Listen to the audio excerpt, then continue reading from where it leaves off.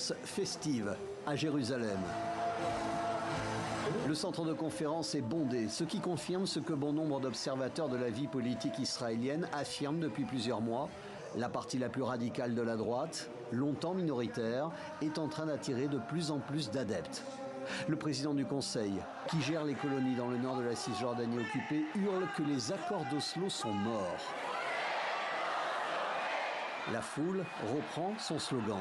Ces accords d'Oslo devaient en principe déboucher sur la cohabitation de deux peuples, israéliens et palestiniens. 11 ministres du gouvernement de Benyamin Netanyahou sont présents, dont celui de la sécurité nationale.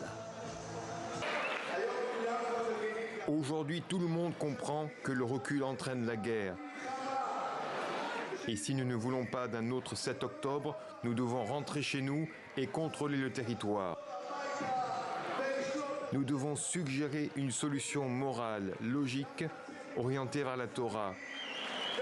Encourager le départ volontaire des Palestiniens de Gaza et la peine de mort pour les terroristes. Israël a retiré ses ressortissants de la bande de Gaza il y a 20 ans. Le message de cette réunion est clair, il est temps d'y retourner. Je pense qu'il est un peu étrange de dire que les Juifs ne peuvent pas vivre dans un certain endroit. Cela ressemble à de l'antisémitisme. Dans notre propre pays, pourquoi devrions-nous être restreints et ne pouvoir vivre que dans certaines zones? Le Premier ministre israélien Benyamin Netanyahou a érigé en priorité l'expansion des colonies en Cisjordanie, mais a toujours déclaré que ce projet de retour dans la bande de Gaza n'était pas un objectif réaliste.